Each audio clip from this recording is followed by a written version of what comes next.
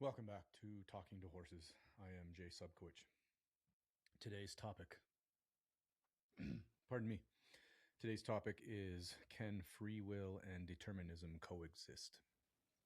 And I saw this on TikTok, and the moment I read it, I thought, oh, that's kind of up my alley. And how do I even go about thinking about that? Because that's a obvious paradox. Those are opposing forces, right? Free will versus determinism. So over the last couple of days, I've been sitting around writing things down that I know, and then using a couple of different websites, PubMed being one of them, because there was some pretty interesting philosophy stuff on there, and then a few other random places to get information about physics and about philosophy on this, to try and figure out if there is a good answer for this. And oddly enough, excuse me, oddly enough, I came across this funny YouTube clip of a comedian. He's a really, oh my God, pardon me, fizzy drink. He's a comedian. I don't remember his name. Pete Holmes, I think. Peter Holmes. He was talking about God and religion and his belief, and he's using humor to it. And he kind of posited the life sort of like you're a character inside a book, and while you're inside the book, you have no way to have a relationship with the author, and it appears like you are written into something. And I'm not doing the joke justice at all, but it got me thinking about this, because it seems like on its face that you cannot reconcile free will and determinism, or what it would be called destiny. So I'm just going to lay out the ideas that I wrote down here and then see what happens. So there has been a debate going back forever, for as long as we've recorded history and as long as philosophers and humans have been thinking about these kind of questions. And there's a ton of information out there on whether free will is an illusion or it is a real aspect of human existence, or if we live in a deterministic universe where everything has a cause before it that is causing the thing after it, or it's causing the present moment, because it's all built up upon things that happened before. And in that way, everything is determined, because without prior cause, then things would just simply be emergent, and we don't have really emergent phenomena that we can detect or know or see within the current cosmos, within our current structure of science and physics and math and biology and chemistry and all that other fun jazz. So let's get to number one. What is free will? Free will, if we think a bit, from our perspective, using our senses and our human experience and consciousness, free will is the ability to choose, or the ability to choose otherwise, right? So obviously every day, all day long, you're making choices. You're deciding what you want to eat. You're deciding which clothes you should wear to work. You're choosing what you're going to put in your kids' lunch. It's on and on every day, every moment of your life. Your higher thinking mind, including some of your more animalistic parts of your brain, are making choices. And the choices that we make sort of are probably built into what I've heard Jordan Peterson say is like a hierarchy, where you have to kind of cancel out all the noise, and then you have to aim at something that's the most important thing. And in doing so, you have what is choice in front of you. It's the agency to choose independently of variables around you, that nobody else is making the decision for you, and that is solely your choice.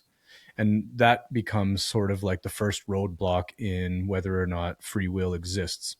And I'll explain. I'm going to refer to a bunch of notes I have. Oh, there's a whole bunch of stuff I have scribbled down here. I scribbled it all down. I got a couple of pages just as a reminder, because it's a really complex and challenging topic, free will versus determinism. One of the interesting things about the human brain and our action potential is that scientists have found that, based on brain scans, that when we are presented with a choice, it appears like the brain starts to ramp up electrical signals in certain parts of our brain before we consciously are aware that we are making a choice. And these experiments, this is a PubMed paper that you can go and look at. I didn't write down the authors or the name of it or anything, but at your own free will, you can go and look at these things. Experiments have been done. And the experiment is a very basic thing, and I don't remember exactly what it is, but it's basically you press a button when you're consciously aware that you're going to make a choice. And then you're offered a stimulus that provides a choice. You can choose A or B or whatever it is, true or false, and you consciously press the button. And when scanning the brain, the scientists revealed that it appears like the brain begins to ramp up in electrical signal, obviously in bioelectricity of some form, before everybody makes a choice. And so that begs the question, are we actually choosing freely, or is it an illusion that is built into our biology to allow us to readily experience everything without being constantly confused? Maybe I'm using my own language there, but I've got some stuff written down here. Suggestions in experiments posit that the mind swaps the order of events in conscious awareness so that choice appears to precede the subconscious behavior of choosing. Now, when I looked at that, I thought that in itself would be sort of a linchpin, if you will, on whether or not we have free will. Because if we are looking at the unconscious part of our mind, the thing that we are not capable of observing, but operates, 90 to 95% of our daily activity, including everything like breathing, blinking, sweating, going to the bathroom, getting hungry, growing new cells, everything. There are millions and millions of functions going on in the human brain at any given moment. And it is our unconscious brain doing it. Our central nervous system is mostly unavailable to us, including all of these things like desire and will and animal urges, animal instincts, our previous biological mechanisms that are sort of buried below our prefrontal cortex now that we have, an evolved brain that gives us the ability to consciously see what we are observing in our life instead of just experiencing it like what we would say classically the animal or the mammal out there, the non-human mammal experiences. However, we're not just our consciousness or our unconsciousness, right? We are a holistic thing. We are from head to toe a single non-dual unit. You can call it your spirit or your soul or your consciousness if you're atheist. You can label it anything. The essence of us is attached to us in some way, right? You cut off the human head, the human dies. And whether or not your consciousness persists out into the universe, well, that remains to be seen, and there's no way of empirically measuring that. However, I'm not certain that this gives an extreme level of weight to whether or not free will exists, because your unconscious self is still a part of you. It is still, Carl Jung says that we have a collective unconscious that is sort of an evolved buildup of everything that our ancestors also experienced. And so there are these key markers within us, and they're on a hierarchy, sort of a spectrum of things, your personality and the symbols we use and the things we see and the stories we tell, the mythology that's, permeates every form of writing and art and music and creativity. That these are all an unconscious part of it, but that's the key. It's still part of us. So does this experiment completely negate or erase what free will is? And I'm going to say, based on my own idea, no, I don't think that completely washes away the possibility that we have free will. What I'm thinking is that we have to remember and realize is that our unconscious is something that we have to incorporate into who we are, because it is who we are. It is part of us, right? So let's go back to my notes here and go to the next part. So let's talk about free will, and we'll talk about the in the beginning story in Genesis and God and Adam and Eve in the Garden of Eden. So, from the religious standpoint, it is God or the source of all creation that provides humans with free will. And we all know the story. Adam and Eve are in the Garden of Eden, and they're naked and they're frolicking around, and everything is great because they don't understand who they are, and they have no no moral obligation to anything but to God. And God says, "Don't go and eat that apple. That's the forbidden. That's the tree of knowledge." And eventually, what it gets to is that they're curious things. They go and they eat the apple. They realize they're naked. They realize that there's shame and whatnot involved in this, and they cover themselves up. And God's, what are you covering yourself up for? Well, I'm naked. Well, how do you know you're naked? And I am not a believer that Adam and Eve is the true story of how humans came to be. I don't think most people are deep down. I think that it's silly to believe that a couple thousand years ago, God, even if you believe in him or her or whatever, God is, it molded us out of some of his stuff and planted us down on an earth. And then the two people created the entire human species. And it's a couple of white people in a garden. I just don't believe that. I don't buy it. But I do say that that is a deep metaphor for how it is to feel. Because as human beings, and I've written about this before and I've kind of added it to my social media, it seems like there's a trade-off that us humans have, and that is we have given up our perfection in nature for our ability to consciously experience. And not just consciously experience like other animals, because I believe that my dog and the horses out in my field are conscious. It's that at a high level, we reason with our consciousness and we can rail against our animal urges. And I think it causes a tension. And so the metaphor built into the story of Adam and Eve, or the allegory, is that at some point we recognized our nakedness. We recognized that there was a part of us that was conscious and beyond our animal urges, and it frightened us. It terrified us. And at this point, we were free to cover ourselves because we were experiencing shame. And so if you look at the allegory or the metaphor of this story like that, perhaps you can see that there is some free will in this idea that we, at some point in our human evolution, we realized that we were conscious. We realized that we could look around the environment. We realized that we could look at our thoughts and that we could alter our thoughts. And I think that's one of the more powerful characteristics that would describe why free will seems to be something that is true, because we have the ability to think and we have the ability to look at ourselves and see and feel shame. Excuse me.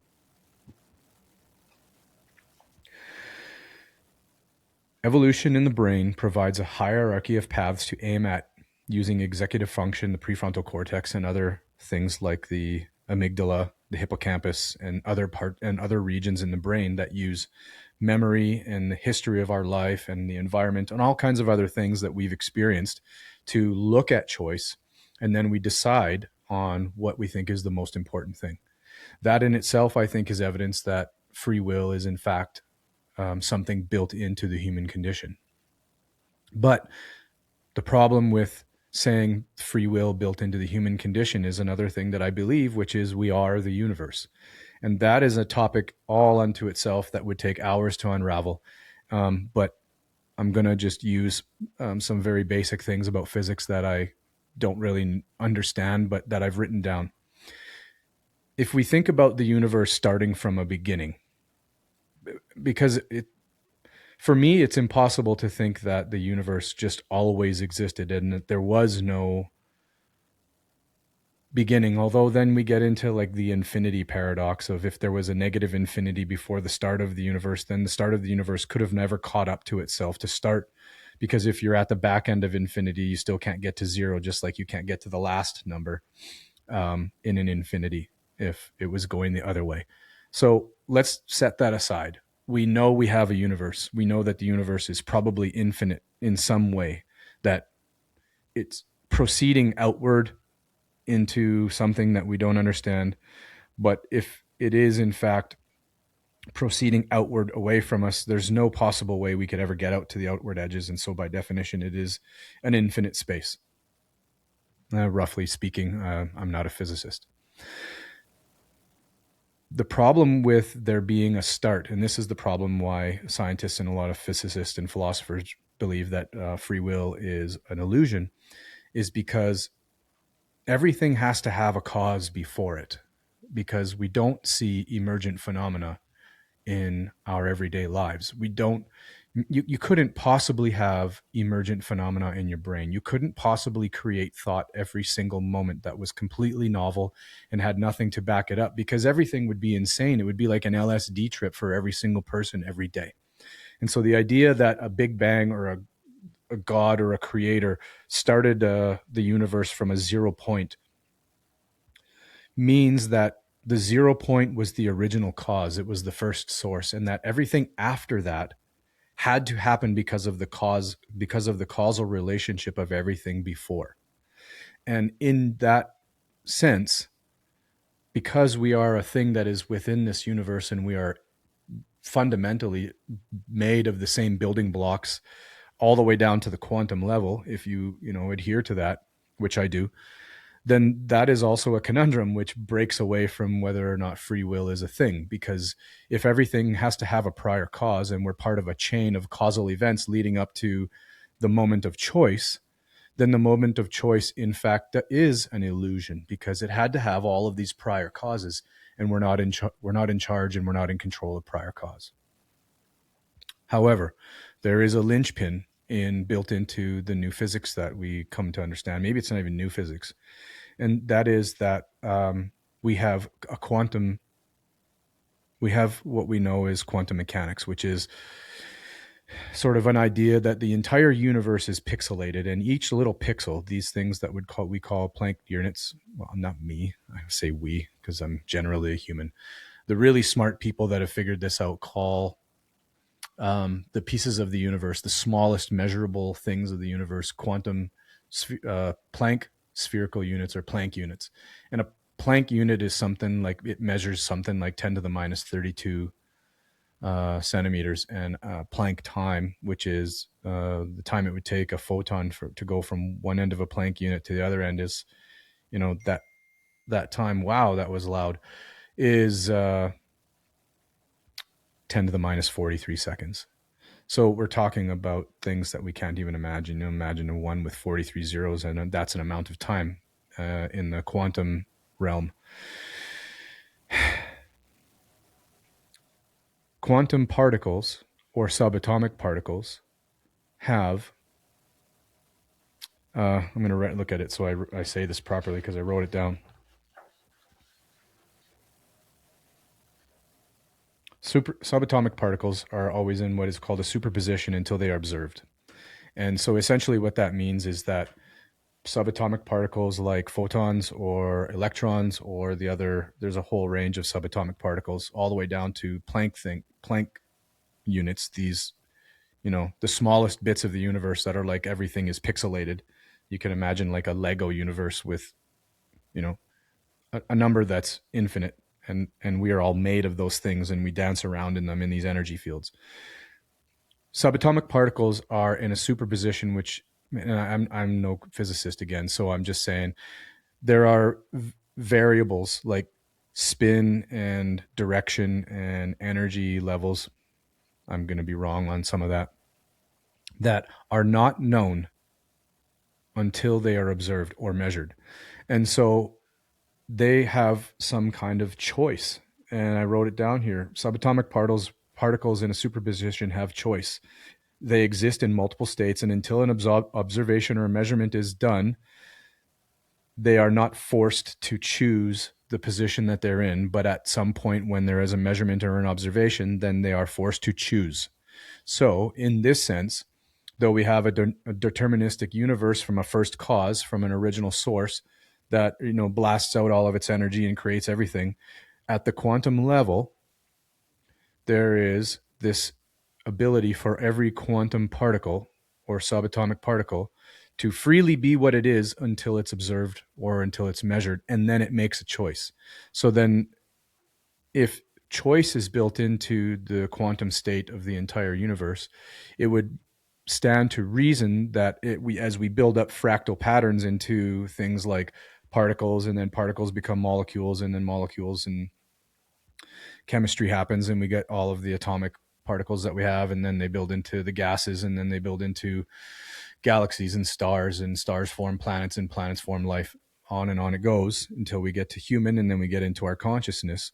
We're all connected in some way, even though at scale for us, there's no way we could ever really understand or reconcile our brain with the size and dimensions of quantum quantum states, the tiny little particles. They're just, it's beyond what our brains can comprehend because the size is just far too small.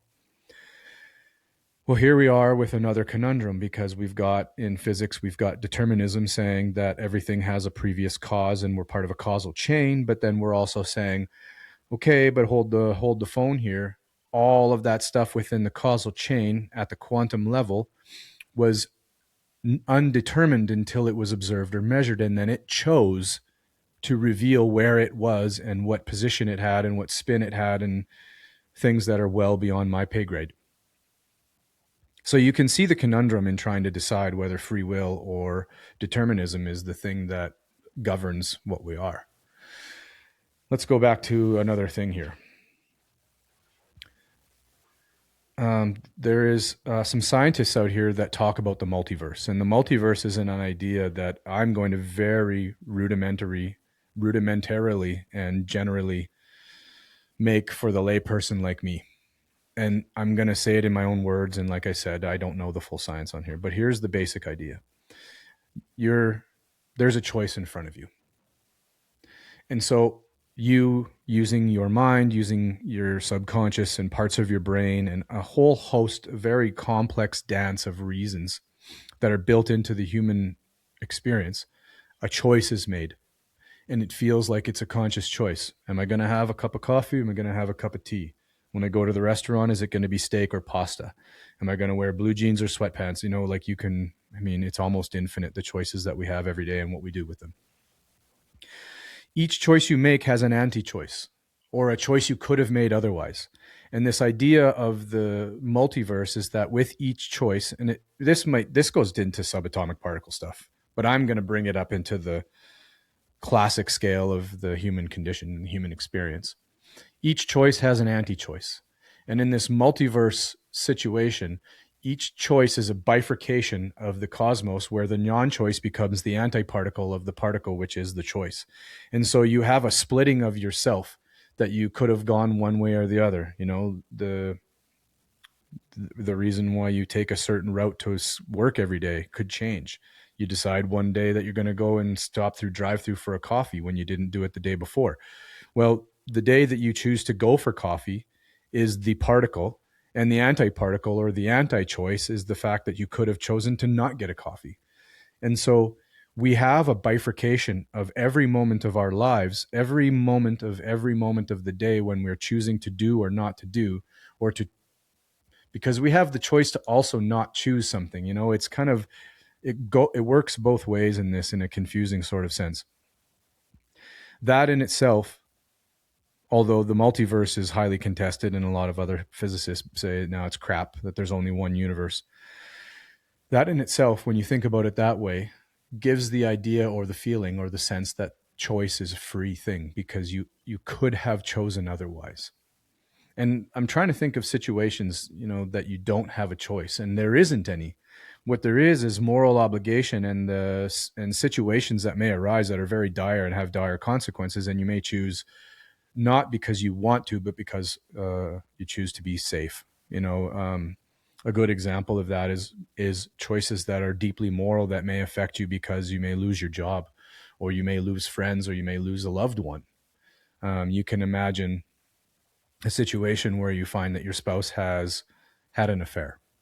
And I know that could be deeply troubling and hurtful to some people, but it's a really good example. You could choose to remain in the marriage, or you can choose to leave the marriage. Both of these are very painful choices. And ultimately, one is going to burn you worse than the other one. And you kind of have your back up against a wall, and you haven't got the ability to not choose. So in that time, in these special circumstances, there may be places where it doesn't feel like you have a choice, but because you're dancing with your morals. Another choice. Your country decides to go to war, and you know that the war is completely bullshit. And I mean, you could turn on the news right now and we can all kind of have a look at that and determine for ourselves what we think is going on in the world. You could choose morally to say, I refuse to fight in this war, even if you were a soldier at that time. And what would happen? Court martial, a loss of your wages, being jailed. However, you would be standing by your morals. And so these are very challenging choices because they don't feel like a choice unless you're doing sort of the morally correct thing, which is to stand by your morals and your ethics. And oh boy, that's a tough one. I can't even honestly give you a good idea of what it would be like for me if I was still a policeman and then I was ordered as a policeman to do certain things against the people of my community, the people of my province, and it went against my morals. And I can think of 5 years ago or 6 years ago when we were all told certain things about a certain condition that was going around and the police were doing certain things on orders by the government that were insane. And I thankfully was not a police officer by then, and I didn't have to make those decisions. But as I was armchair quarterbacking it from home, I morally was like, there's no way I would have done that. But then again, had I decided to go against those orders, I could have lost my wage and then I would have been bankrupt and my family would have lost everything, including our farm. So those are real difficult moral conundrums because they feel like they lack choice unless you take the moral high ground and you end up in the adventure of your life and finding out what happens when you stick to your guns, right? So I kind of digress on there. Here's another question. Part of this is consciousness fundamental to the universe? Or like Dan Dennett and a few other philosophers have given us information, is consciousness yet another illusion within this free will argument that consciousness is just a state of our mind that we happen to experience like perception and is nothing more? It is a phenomenon of the brain, and we're lucky that we have it because we get to see things and make beautiful stories up about love and transcendence and religion, and we have these happy good feelings that go along with this illusion of consciousness. I tend to not believe in that for my own reasons. I've had some psychedelic journeys and I meditate, and I've had some transcendent experiences that speak to this. And I personally don't believe that consciousness is a single phenomenon that is part of the brain, although it's still confusing and there's nobody that really has a good explanation for what consciousness is yet anyways. So consciousness, if it is fundamental to the universe, and subatomic particles are in a superposition where they get to choose what they're going to reveal about themselves once they are observed, starts to look like there is within the intelligence or the omniscience or the omnipotence of the universe or God, there is this channel of free will that allows things to occur from moment to moment, and that there could be a bifurcation of choice and not choice. So let's go on to another thing. The laws of physics can't be broken. And so that means that the causal chain of actions that lead up to choice is part of physics. There's calculations, there's all kinds of equations, there's thought experiments that can be done. And in that sense, is that an argument against free will, that the laws of physics cannot be broken? I think I've already made my case that based on my rudimentary idea of what I think, which doesn't necessarily mean anything, it still points to free will being something that's built into the cosmos. Excuse me. Something that's built into the cosmos is this idea that there is choice. Now, it's kind of like, did a rock choose to become a rock? Did mountains choose to grow out of the ground by tectonic plate action? Did the tectonic plates choose to grow? Does lava choose to flow out of volcanoes? Did water choose to emerge on the earth after millions of years? On and on it goes. Well, I don't know those answers, and those fundamental answers are unfortunately built into the condition that we now call the human life, because without all of those things beforehand, there wouldn't be us. We had to have these parameters within Earth, and we had to be in a certain location, in relationship to the sun, and There are all kinds of other things like the planets around us that, help deflect asteroids and comets from destroying the Earth before life could ever flourish or thrive and evolution could do its dance.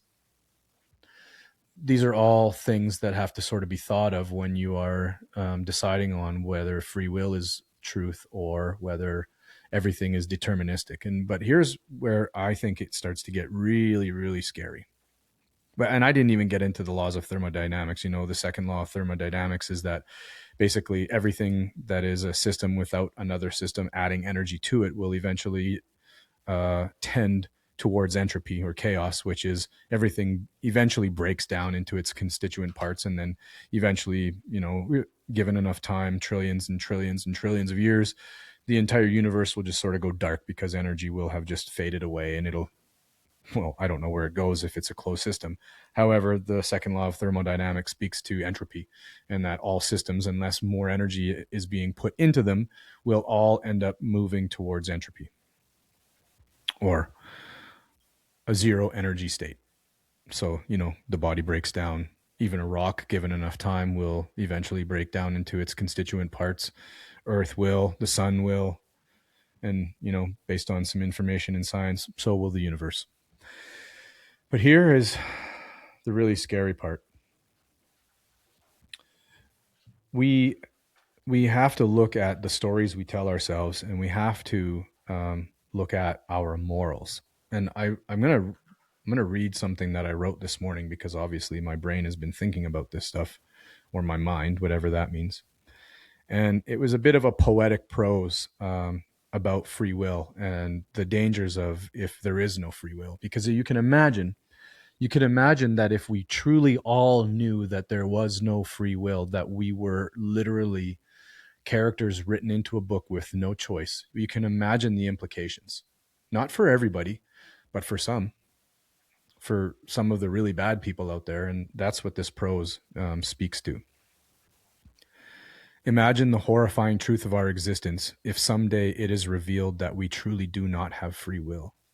Imagine the tragic implications of that revelation. With impunity, so many people would become absolute monsters, having the perfect scientific and social scapegoat. The prerequisite fate I am bound to made me do it, they say. It is your materialistic determinism to blame. I am but the vessel of malevolence, and no ammunition box shall ever stand trial. You see, the ultimate flaw is believing that the universe made me. And that is some very serious implications there. If we don't have free will, and this is Sam Harris, great writer, brilliant guy. He doesn't believe in free will, and he believes that we need to have a bit more of a gentle approach to criminals, because criminals, forgive them, Father, they know not what they do, in sort of the biblical sense. Criminals don't know what they're doing. They only are experiencing their malevolence. And man, that just doesn't sit well with me. And I know it doesn't sit well with me because of my feelings and emotions, and that doesn't necessarily mean that that's true in any way. But imagine the entire world knew definitively. Some form of evidence got into all of us. The scientists that do all the smart things found this truth in the universe, and they claimed it out loud and said to all of us, and then it was taught in every school, to every peoples and every culture, that we do not have free will. Well, a couple things. That essentially makes us zombies. It means that you are bound to yourself with absolutely no ability to change your path. Everything you do, you think what you are doing is simply an observation, and that you are just along for the ride. Can you imagine the level of nihilism, the level of hopelessness, and the level of malevolence that would come forth if it was truly revealed that free will was nothing more than an illusion, and we were in a static environment, a completely determined universe that did not offer choice in any way? In Sam Harris, in his words, it says, intention arises and we do not know it until it is made manifest as a conscious observation. We have no control over neural processes that drive choice or will. The feeling of choice plays no causal role in the will to choose. Well, what do we do with that? I find that, for one, I find that a very dangerous proposition, and I hope that it doesn't gain foothold, because I want to give you a little example that I thought of as a counter thought to that. I imagine myself, because I have a daughter. I've got 3 kids, but I'll just use my daughter as this is a hypothetical, and I know it's a sick kind of look at free will or determinism. I have a daughter, and in a very sick and unfortunate way, somebody ends up attacking her and causing her really, really, and I don't need to, you can read between the lines here. Somebody causes her very, very serious, disgusting, evil harm, or takes her life. And then I go and I enact justice by finding that person and ending their life in a form of self-justice, of retribution for evil against my daughter. You mean to tell me that the universe already predetermined that for me, and that I had no choice in it? You mean that I had no free will to feel the most awful pain that I could imagine myself feeling? And I don't even like to think about this. I'm using it as a thought experiment, and you can kind of play with the words, and you could put yourself in a situation in your own mind, in a hypothetical situation where you could find yourself in such a way that you would at all costs try to do something to defend your loved ones. And for me, that possibility is taking the life of another person because they hurt one of my family members in a very serious way. And now I'm not talking about the bullying my kids, or somebody saying something awful to my wife, or even a car accident that wasn't intentional. I'm talking about the deepest form of disgusting evil that can happen in this world. And I don't have the free will to choose whether or not I get to take that person's life or enact some form of justice. And this thought experiment it came to my mind, and I thought, no, that would be me freely choosing. I would be freely doing that of my own volition. And how dare you take that away from me by saying the frickin' universe predetermined that for me? Now, what about art and creativity and the flow state and novel inventions? People have been inventing, well, everything around us was invented or discovered in some way, but it came forth through some process in our minds. What about love and the transcendent and the sublime? How does that fit into the lack of free will? What is it really that all we are is just floating in our mind and experiencing everything? That means that we're just robots. We're just these like biological robots that do nothing more that have already gotten all of the inputs all the way to the end when we die, and we just go along with it. I, for one, philosophically and emotionally think that that's empty and void. And Albert Camus really speaks to this, and I've said this in a few other podcasts, and I've made videos, and I've written poetry about it, or prose. Albert Camus talks about how absurd the world is, and yet you should live in it as best you can anyways because of its absurdity. That's sort of how you get around it. And I'm not saying that offers that's free will, but maybe it is. Maybe Albert Camus is talking about the free will to choose against the nihilism of an indifferent universe, instead of just, oh, well, it's all hopeless because it doesn't mean anything anyways. So the question at the beginning of this is, can you reconcile free will and determinism? And I want to go back to the original thing, but I'm going to add a little bit to it. We all kind of remember the choose your own adventure books. When I was a kid, I loved these things. I've been reading for a long time. I've loved reading for quite a bit of my life. And I remember devouring these awesome adventure books, choose your own adventure. Now, think about a book. An author sits down and he types on his typewriter or writes in his journal or on the computer and completes a story that unfolds from beginning to end. And when you close the book, you have a completed thing. You have a beginning and you have an end. The author could be said to be source or God. And the book could be said to be the universe or the cosmos. And everything in that book is everything there can be and nothing more.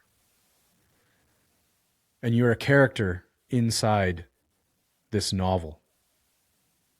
But it's not just the words, it's a choose your own adventure novel.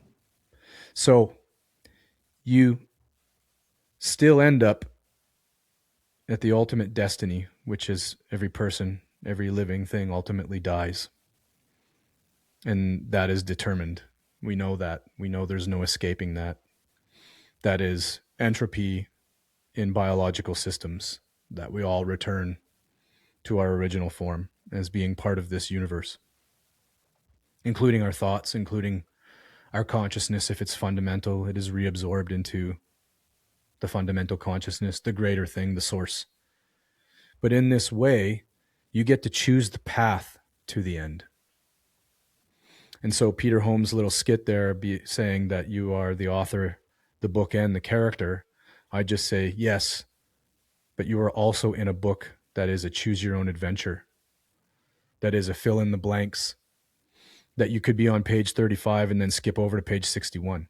And you could be on page 121 and you could go back to page 22. You know what I mean? In this way, philosophically, and just through a thought experiment in this way, free will and determinism then becomes a cohesion. That if there is an original source and that the cosmos is the book that we are, because we are within the cosmos no matter what, we're captured by it. You can't get out of the universe. You can't run anywhere and hide from it. Everywhere you go is universe and you are part of it as well. And yes, you are a character in this universe and there is a story written. And maybe it is that we are a chain of causal events up and down. But the illusion is not that we choose. The illusion is that there is only one way to the end. And the reality of this choose your own adventure story is that we all start, we all have an existence, and then we all finish. And we all get the same gift, the same ultimate plight, the existential crisis of being anything that's alive and being able to look back in yourself and see your true destiny, which is ultimately death. That, I think, is how you create free will and determinism and how they can coexist. And that's it. If that wasn't confusing, then nothing is. Thanks for watching.